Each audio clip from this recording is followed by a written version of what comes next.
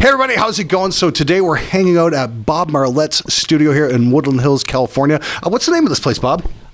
Blue Room.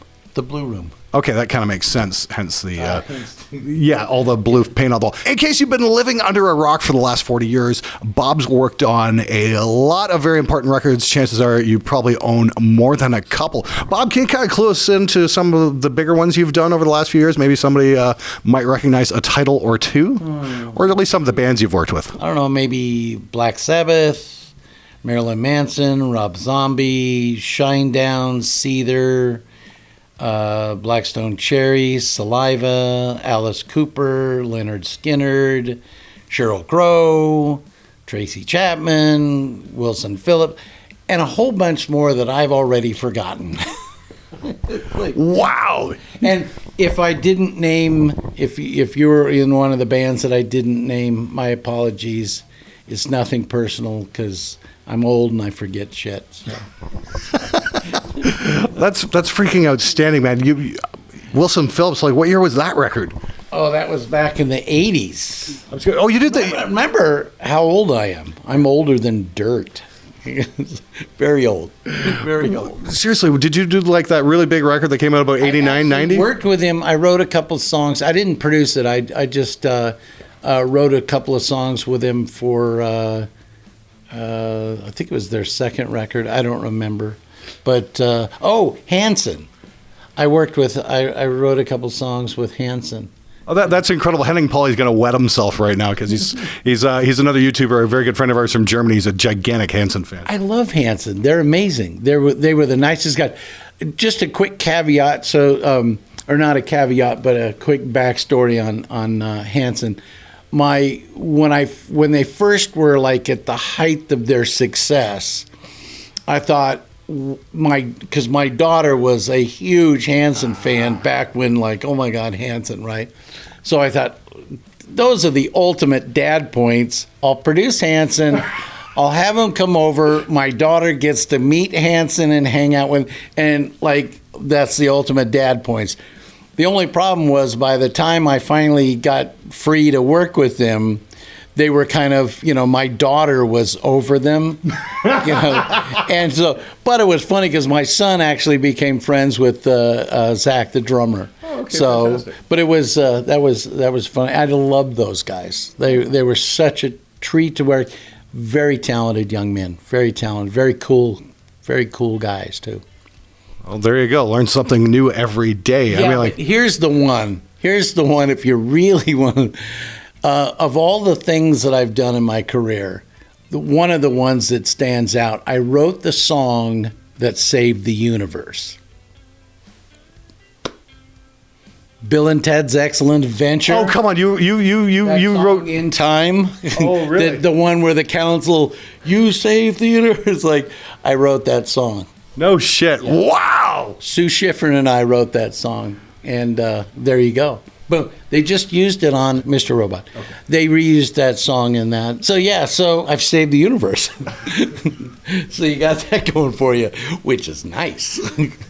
That's fucking amazing. Okay, so why we're actually here, though, is not only we're not going to, Bob's already saved the universe, but he wants to save your guitar tone. Yeah. So what we've got here is a custom impulse response pack from Bob using his cabinets that he uses on the records he produces.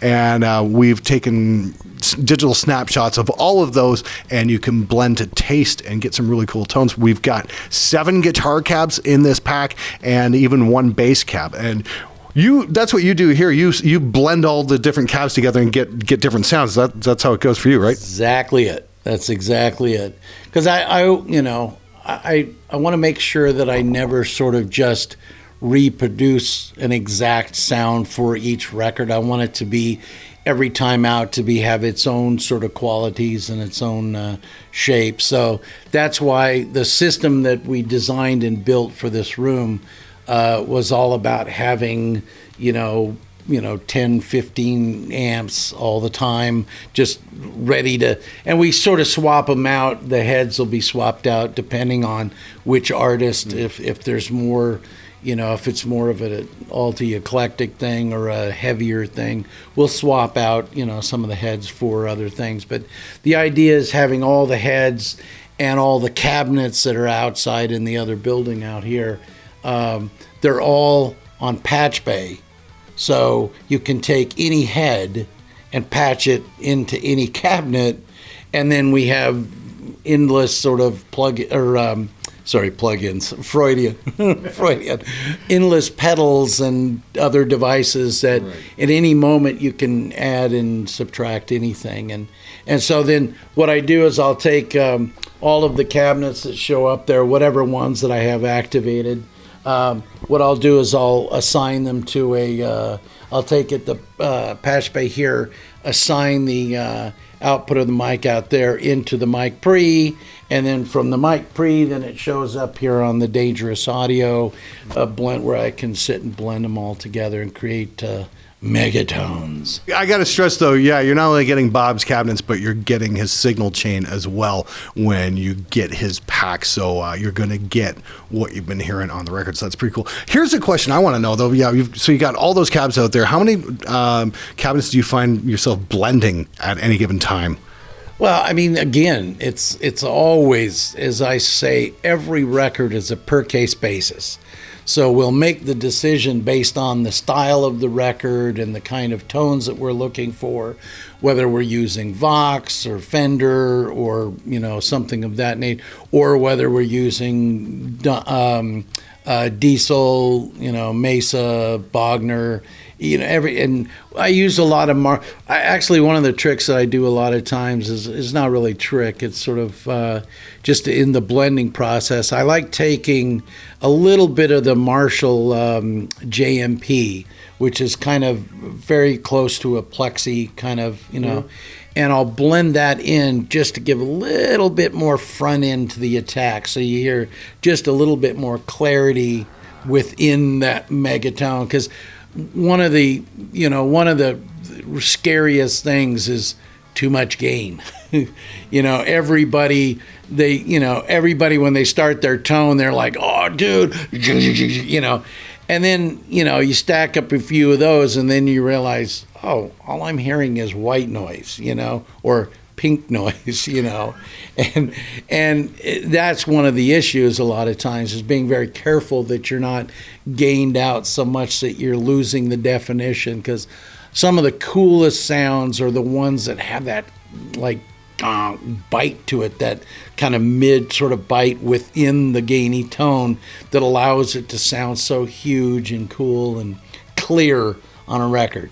Clarity is everything on records, I hope you guys are paying attention to that. Seriously, I have to agree. It's like listening to a lot of stuff, even just listening to a lot of my earlier stuff. It's like, it's all, and you can't make anything out. Now, for all you guys out there who have Kempers, we also have a Kemper profile pack of all of Bob's amps, and it's really freaking cool. You can check a link out for that out below, and we're going to do a B-roll shot here and just show you the massive stack of amps Bob is working with here, and it's pretty damn cool. One thing I might want to add there is that you mic all your amps up just with the straight 57, correct? Yeah, I mean, some of the bays have other mics in addition to the 57, but, it's one of those things for, decades and decades. Somebody will come to me, oh man, you got to try such and such, and I'm like, okay, cool. And then I'll put it up, and then I'll listen to it, and then I mess with it and try it, and then and then I take it out, and I'm like, that sounds better just with the 57. So I almost always end up going with the 57. But it's, again, I can't stress this enough, it's a per case basis. And artistically, I would say this for all of you young ones out there, make your own path, make your own sound, spend the time to develop and create your own signature. That is so imperative. One of the things when people ask me all the time is like, why do so many records sound the same nowadays? Oh, I completely understand that one. And I always sort of take them back to the old days of the reason why Deep Purple didn't sound like Sabbath and Sabbath didn't sound like Zeppelin, and Zeppelin didn't sound like Yes, and Yes didn't sound like Pink Floyd, and they were all unique, is because each band, each musician worked very hard to create their own sound because they didn't want to be derivative of the other guy that they were competing with. Nobody wanted to be the second and third, fourth generation of somebody who was already doing it. That was something that happened more in the, I would say, the late 90s and early 2000s. We sort of got boxed into this thing where it's like, oh, dude, man, I want to sound just like so-and-so. And it's like, I always say, but they're already that. Be your own self. Work hard at finding your sound. Yes, I understand it's incredibly difficult with the unbelievable saturation of guitars and, amps and all the people today. But that doesn't preclude you from being able to work hard at. And the thing is, you're not just, if you get this pack, you're not just locked into one particular thing. Yeah. You can blend and get your own thing through this, and that's what's really super cool about it. Experiment, try things, be bold. All right, cool. Thanks so much, Bob. What we're going to do is we're going to cut to DJ. He's going to show off a couple of clips of the different tones we can get, just solo bits, and then we're going to run it through a full mix as well.